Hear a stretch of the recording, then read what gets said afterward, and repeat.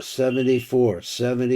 Now the top, on the top it says that this is Ode Tam Lamah Nikra Esther Kavanas Aniyas Amen. These I'm not sure how these things go together, but they're put together. So let me see what I got here. What's going on? Okay, we're okay. Okay, so number Ayin Dal 74. It says Esther Begematria Shoshana. I mentioned that I had seen that elsewhere. Shorish Bechinas Esther, Shehiba Bechinas HaShekhinah Kedusha. She's the aspect of the Shekhinah. This is Malchus. Esther Begematria comes out to be Tarsa, 661. Communion Shoshana, which has that same gematria. So the metaphor in the beginning of the Kdam of the Zohar, that's what it's working on. The Fishuhu Romezes al Shekhinah, Shenikba Shoshana, which is called by the name of Shoshana. Commotion ever Bashir Ashir, it says Shoshana ben Achukim King Rayisi ben Habanos. Okay, we're going to move on and we'll keep reading. So he says Esther is also the gematria of the word to, this is the of the gematria of 671. Comedian, like as the comedian of the name Adni. If you put Madli in the Milui, La'el Kosav Rav Shabatoch Esther. So he says in the inside of Esther, and I think about this as we said yesterday, that this is the original Tzimtzum. That is what the Sulam describes as the Ratzon L'Kabel. This is that inside of her is a Betoch Esther Yesh Os Yud Amistateres Po, and this Yud is hidden inside of the nook. The Yichud Olam, so Yachad Ola Communion Tirah. So if you take that Yud which is hidden inside of Esther, which is 661, you make it 671, and you're back to this word, which is Aramaic word for gate. Shuhu Mispar Adni b'Melua Kazeh, and then he shows us the Milui, and it's there to be added up, and it comes out to be 671. Esther. Now we've explained this, right? That Esther romezes al Shekhinah. Then we can also this pasuk here, which is from Tillim, and he says where it says Keili Lamah Azavtani, why do you abandon me? So Esther said that Makdim Lazan in the beginning, and before it says this, it has this idea of the Sod Aniyas Amein. Now that is, I haven't figured out how these two go together yet. Maybe I can. So let's look at number Ayin Vav. So he says, "A gavanahu ki k'sheyisol onim kadesh v'omer amein is a makablim az ha'ara mishnei kale." It gets a ha'ara from the two different types that we see kale. He talks about this a bit. So echad shel zer anpin, shuhu kale rachum v'chanu. So you're going back over here to the dikna of Eric Anpin. The dikna of Eric Anpin has a flow that's on the inside of it, and it has also kli, or so to speak, the hair itself, which is the channel, and that refers to kale rachum v'chanu. So we see that in the part that deals with the outside of the hairs. Then there's another one that comes from the Penemius, which is coming from Eric Anpin, Shuhu Mi Kale Kamocho, which appears in the same place, but in the inside, it's also 13 meters of Rachamim, but this is the Penemius of it. The Perusha of Kale shall Eric Meir. So the concept is like this: is that the Kale of Eric Anpin, which is Penemi to Zer Anpin, Meir Bekale Shalkai, Bekale Shal Zer Anpin. Zer Anpin, Meir Benuk, Panim Bepanim, and that's the position in which Zer Anpin is able to mashpia this kale that's inside of him to the nook. So he's analogizing a certain extent to Zer Anpin, to the dikna of Eric Anpin, in terms of the outside part of the beard. Well, let's see what he says here in the Tiv. So he says, Kan mivarech Rav as kavanas aniyas amen. So let's look over here. We're going to say amen. Now, how we got from A to B, I'm not sure. Bezecha kavana klalis temidis. This is something that you have to know all the time. And it's only not just talking about Purim. It's a big subject. So let's talk about this. He says there are two different aspects of the beard. Dikna da rich. In the Dikna Abik, there are Yud Gimel Tikuni Dikna Amromazach of the Pasuk Mi Keil Kamocha, which is referenced by that Pasuk, which is referring to the Panemius of the beard. V'gam b'Pasuk Hashem Keil Rachum B'Chanum, that one, which is the one that we're most familiar with.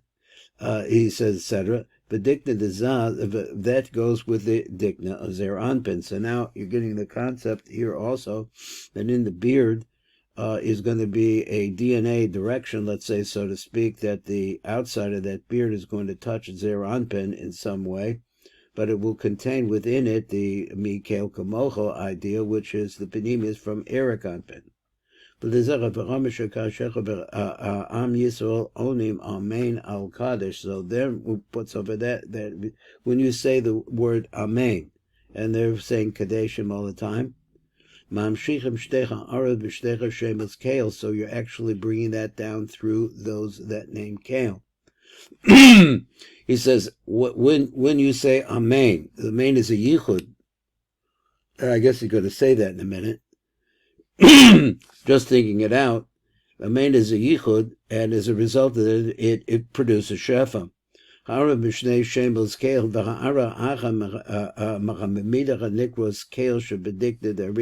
them refers to the kale that we understand in the dikna of Arich. Gormin shetayir el midas kale shebedikna dezah. And then there's another ha'ara that winds up going to the nook. So you have Eric Anpin inside of Zer Anpin, and Zer Anpin inside or Shmash being to the nook. Now, there's probably more to this. So the fi kale hu beponim. So now he says the word kale is beponim. Now we know that. We know that the kale that he's going to go through it. But so he says kale is the panim, and the I read it wrong. It could be that it's bifnim also, but it's the v'harachu b'panim. The light shines on the face. So if you take them out, and this is something that we have seen previously, if you take them and you look at them individually, olham shin ayin naharim, they come to 370 if you make the milui of the kale. Okay, let's go like this. B'panim yesh b'chinas tepuchim kadishim. So going back for sure when he said the word panim up above him meant panim, not panimim. So not panimim, yeah, panim. B'panim yesh b'chinas tepuchim kadishim. So that is the cheeks. So this is interesting because in the Rishash in Friday night, he starts talking about the tepuchim kadishim. And on the word tepuchim, or the word, I don't know which one of the seven, I'm forgetting. So he gives you the concept of the vav in between the Havaya, in between Bina and Malchus, and it's sort of like a bridging kind of thing over there he gives you with his tepuchim kadishim. Over here he identifies that maybe I could put this together with that. He identifies the tepuchim kadishim as a part of the face of Eric Anpin. So that's really what you're working on there. So he says those are the tepuchim kadishim, and they shine like crazy. B'panim yesh b'chinas tepuchim kadishim shehi b'chinas halachayim, which are the cheeks, hachalok, and the smooth cheeks are the empty of hairs, misaros. And on this area right here is where you see the 13 midos. Or let's see that is the shining of these. I said that wrong. Is the shining of this name Kale. And now this is what the Miloi looks like. Each one of them comes out to be 185. They come to the Gematria Shin Ayin, and those are our famous Shin Ayin, the Harim, This is the light that shines on that face. Okay, so that's what he means by Tepucha Gadeshim. Rav Zal Mevar Shagam Kam Sheyesh Ne Shemos Kale, that here also, where we have two different names of Kale, Echad B'Charich Anpin HaMeir B'Zah, V'Echad B'Zer Anpin HaMeir B'Nuk. Av She'enim B'Chinas Tepuchim Kadeshim Klal, that this has nothing to do with the Tepucha Kadeshim. Shetepucha Kadeshim Heim B'Ponim De Erech Anpin Atzma, they're in the ponim of Erech Anpin himself. Im Kazech of Shnei Shemos, with all of this anyway, that these two names which are Kale, Meramzim Abba B'Chinas Zu Shel Shin Ayin Nahorim, but it really refers to that anyway, they refer to that. One Kale coming from Zer Anpin, one Kale coming from Erech Anpin inside of Zer Anpin.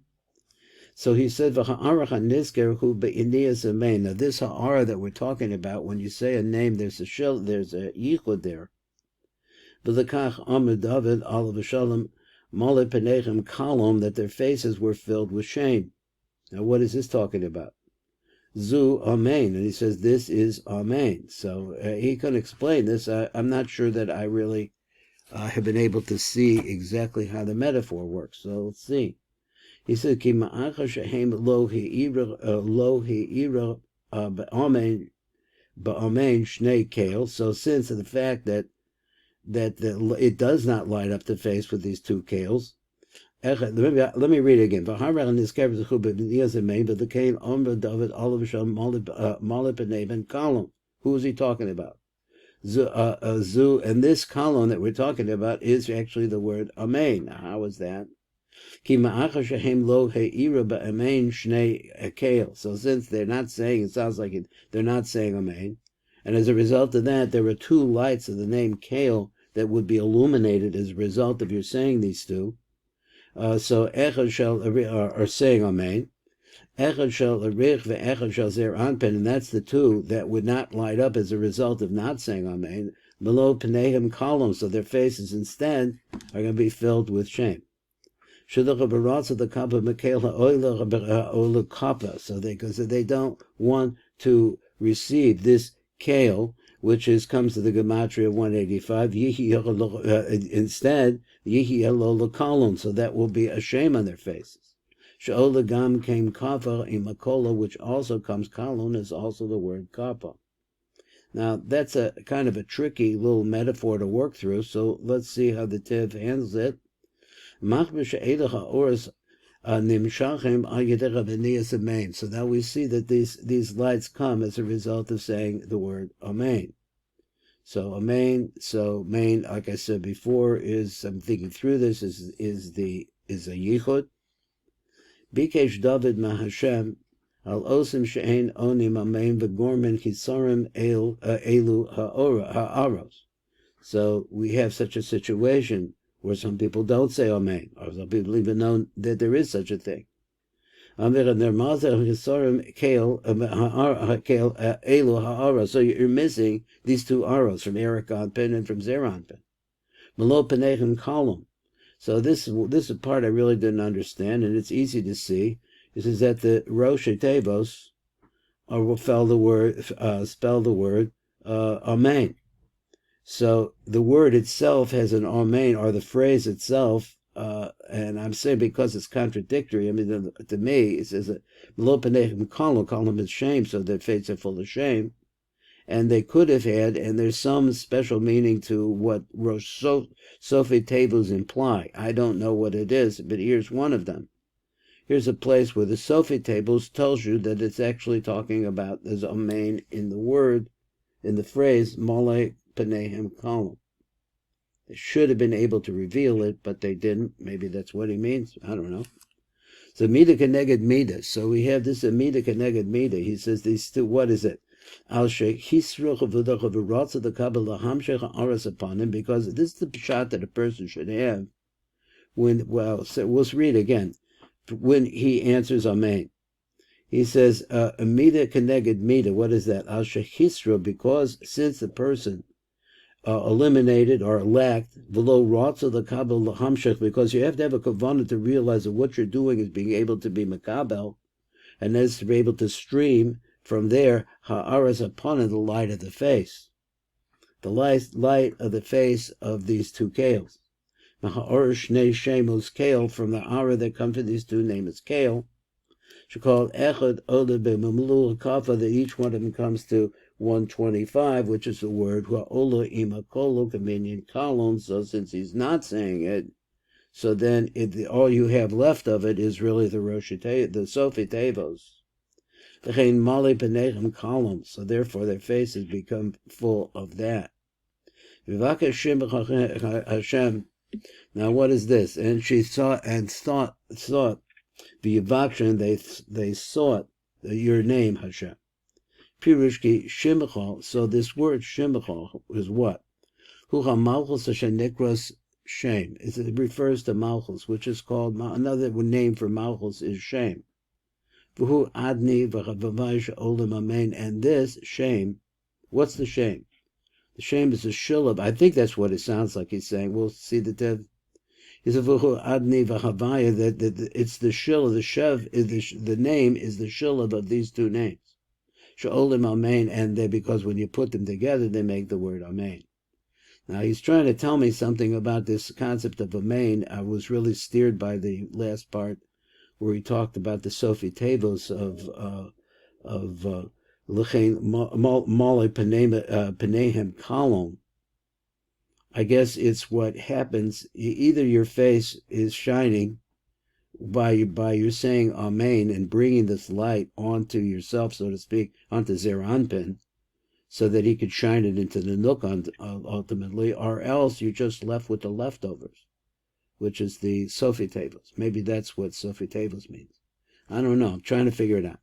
Okay, she is Mala Penechem Kolon ad sheyachzor b'tshuva, until they come back in tshuva. Yisaknu zucher habechina, and be able to make a tikkun in that aspect of being able to make that yichud. Ayidesh yivakshu shimcha havaya, that they will seek you, your name havaya. So this is a lashon nook, really. This is a lashon who's the yivakshu is shimcha havaya, your name havaya, because that's the female. That's the ratzon l'kabel, seeking the source of the Kabbalah, seeking Zeranpin. Shimcha kind of Shem a Malchus. So Shimcha, that's Malchus. V'hu Shemos Havaya Adni. That actually is the name, the combination of those two names, Havaya Adni. So that's when we had this board. I sort of want to throw this in, is that in the beginning of the Zohar that I'm learning about this gentleman, he's saying that you have these two roses, one is red, one is white. And we're trying to think about, just a cute idea, is that the nook, the main feature is her color. Main color is pink. Pink is a combination of red and white. And it seems to me that you could make a metaphor like this. So we're a couple old guys, we're trying to think about this. Been married a long time.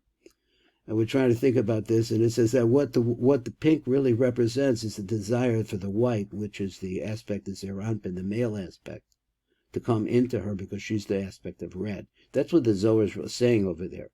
So you want to mix. She wants to be a mix of white and red. That's the main thing that she wants, is to be pink, because that is the sweetening that she needs. So anyway, that is the concept of this number 91, which is also contained in the word Amen.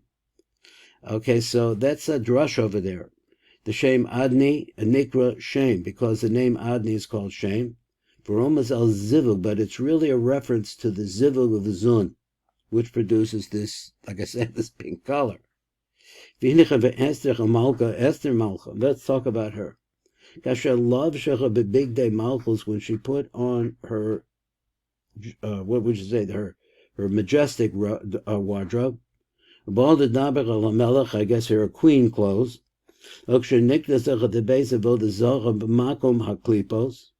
Now, I'm not sure when she wants to say that that's where his throne was located in the base. That's where he lived. That's her husband. I don't know how this works out. The base of Odazara, which I guess she probably did many times. Makom Aklipos, the place of all the false ideas. Husach Aras Erech Anpin, so he said she lost the aspect of Erech Anpin.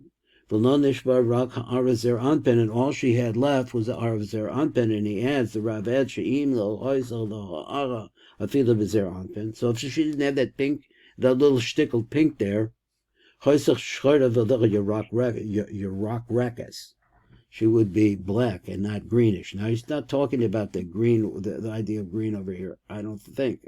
I'm trying to think of what green means. Green is really the middle line, I think. Esther Hamalkut Kashaniknasach of the Melech B'Yom Shlishi. So Esther, when she comes in on the Melech B'Yom Shlishi, now here's where she is. V'kazav v'bal v'tilvish Esther Malchus. So she put on her royal garments. V'amba Gemara Lavash Dach Ruach Hakodesh. The Gemara says over there in Megillah. He says that shall love Shasach of Ruach Hakodesh. She had the Ruach Hakodesh clothed on her. Now, Ruach HaKodesh over here usually means Ruach goes with Zer Anpin. So she had that, let's say they call it the pinkness that we're talking about. And when she came to the place of the Slomim, which he means the real idols, and the Shechina wouldn't go, left her. Ha'aras keil derich. That's what he means. That's the aspect that's manifest in the nook. Leaves her. Umeir tamid b'malchus he asked her, and it. But wait a minute. Let me read it again. Ha'aras keil derich. Ha'meir tamid b'malchus she asked her, which is constantly shining on malchus, which is Esther. But then now she's in the base of Vodazara. And that's all she has left, but she still has that part. So this is seeking that really just parenthetically, that the Nook is really not just seeking Zer Anpin. The Nook is really seeking Erech Anpin, so to speak, the higher level. But the higher level is hidden inside of Zer Anpin, and that's the seed that we're talking about that she craves. So he says, so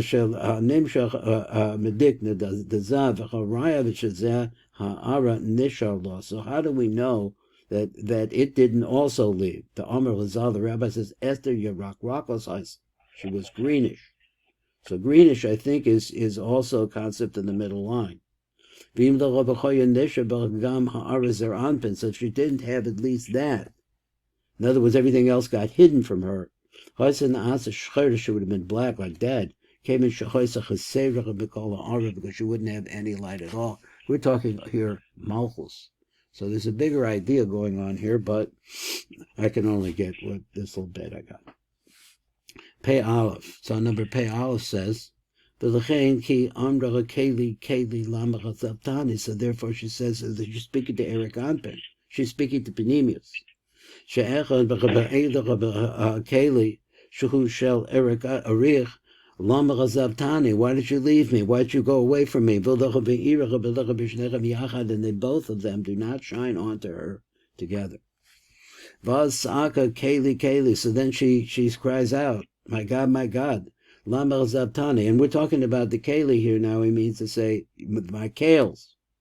One of my kales left me. Lamah Azavtani. Why did you abandon me? That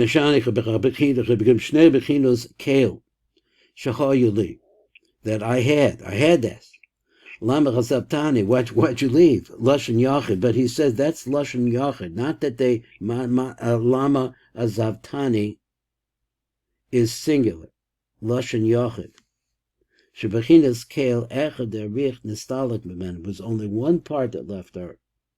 Hagam Shenisha Lo Keil Echad, even though there remained for her one Keil, she still had that little quality of, I don't know, so little, but she had that quality of the Zer Anpin being inside of her. Okay, so we have like a couple of minutes. I want to go back because next week, which is, I'm pretty sure it's week of Purim, Halavai, it's going to be like a week from today, I guess. So he says, Incidentally, I've been giving, what do you call it, Matanas Avionim on the internet. Is that okay? Yeah, as long as they give it on a Purim day. That's the problem, right? Okay. So that's a good point. That's the problem. Often they tell you. Often the organization will say that they'll make a point to give out on Purim day. What organization? And if you look, if they're collecting not just regular stuff, but if they tell you they're collecting from Matanas Avionim. Okay, I got it. I can search for that. I'll search. Like I just sent it. But they have an entity called Anenu for widows and orphans, and they say they're going to give it on Purim day. Okay, well, I gave to something like that. I didn't really look for I didn't really look for giving it on Purim day as criteria. I'll look again. Thanks, Rabbi. It's a little better also to give this thing on Purim day. Usually in the shuls they'll have a box out or something like that. So I think even off Kabbalah, it's better if on the day itself after the Megillah you give something. For the hour, like we learned. It's better than giving before. That's very good. I thank you very much for that. Yeah. I'm always running around. I don't know what's going on. We're going to look on page Nun Gimel here just to finish this up. And thank you for that information, because I think that settles it for me, what to do. So on page Nun Gimel at the bottom, is that where I'm at? I'm trying to figure out where am I at. Oh, no. On page Nun Aleph, at the bottom, the Shefa Gavonos. Just a little blurb here he has. So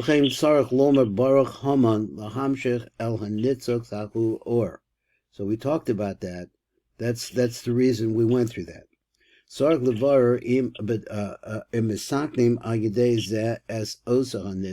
you're actually making a tikkun in the nitzot. So he says that you're shine. When you say Baruch, you get to that part where you could say Baruch Haman. He says that it's either osa nitzot, ma'alim, then you elevate it, machzir mosoch the shorsh hakodesh u'mevatel roa. So that's one thing that you could just pull it out and bring it into kedusha. Oh, he says shaha inyan who that's not really, or maybe something else. The inyan is the hamsha ka'ara the nitzah sazeh b'makom shuhu, but keep it there, and that's not keep it there. It's that it's not part of a process of being ma'ala it. It's just to be able to, I guess, fortify it in its place. Okay, well, that's it. Thanks for the discussion. I have an idea what to do here. Okay, good. All the best. Right.